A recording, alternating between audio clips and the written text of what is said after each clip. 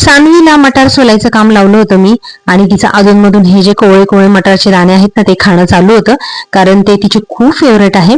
आणि हिला ह्या कामाला लावून मी माझ्या स्वयंपाकाला लागले. संध्याकाळचं जेवण जे चौरस आहाराचं जे माझ्याकडे बनतं, भाजी चपाती भात वरण ह्या सगळ्या गोष्टी मी मुलांसाठी एकदम ताज्या ताज्या बनवत असते. आणि साईड बाय साईड माझं जे गिरणीचं जे काम आहे, दळणाचं जे काम आहे ते सुद्धा चालू होतं. आणि मुलांसाठी गरमागरम इथं भात वरणाचा कुकर सुद्धा मी लावून घेतला. छान गरम गरम चपात्या लाटून घेतल्या. आता इथे ना मला तुम्हाला एक तवा दाखवायचा आहे माझा स्टीलचा. तो मी कुठून घेतला, काय घेतला आणि त्याची क्वालिटी कशी आहे, त्याची डिटेल काय आहे, हे सगळं जर तुम्हाला जाणून घ्यायचं असेल ना, तर आपल्या सीमा शिंदे ब्लॉग्स या चॅनलवर आजचा लॉंग व्हिडिओ आलेला आहे. खालच्या प्ले बटनवर क्लिक करा आणि ह्या शॉर्ट व्हिडिओचा जो लॉंग व्हिडिओ आहे ना, तो तिथे तुम्हाला बघायला मिळेल. दिवाळी म्हटल्यानंतर आपल्याला महत्वाचं येतं की म्हणजे स्वच्छता. तर घराची थोडीफार स्वच्छता करून घेतली मी. आणि आपल्याला सगळ्या गोष्टी मॅनेज करायच्या म्हटल्यानंतर मुलांना बघता बघता ह्या सगळ्या गोष्टी कराव्या लागतात. मुलांना मेन म्हणजे दिवाळीचा आनंद मिळावा आणि अनुभव मिळावा याच्यासाठी मी त्यांना घेऊन गेले होते बाजारपेठेमध्ये.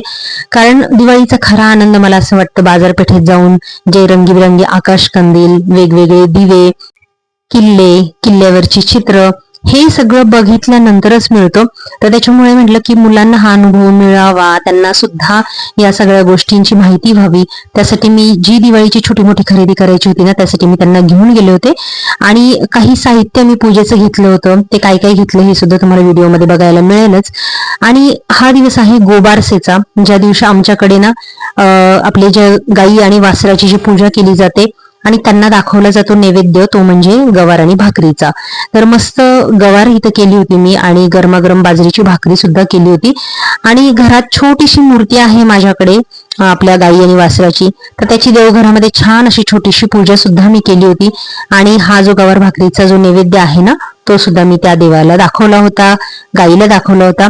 बाहेर आमच्याकडे गाय वासरू वगैरे कुठे कुठे मंडळांमध्ये बांधतात त्यांची पूजा करायला, पण आता मुलं लहान आहेत आणि त्यांना घेऊन कुठं जायचं. आपल्याला घरातली सुद्धा काम सगळ्या गोष्टी मॅनेज करायला वेळच कमी पडतो, तर तिथं जाणं म्हणजे अवघड आहे. तर त्याच्यामुळे घरातल्या घरातच पूजा केली.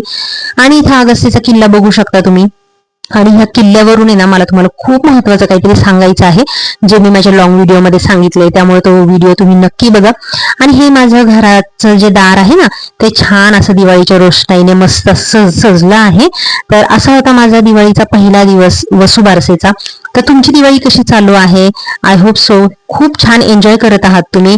तुमच्या लहान मुलांची काळजी घ्या, फटाके वाजवताना तुम्ही सुद्धा काळजी घ्या. सगळ्यांना शुभ दीपावली.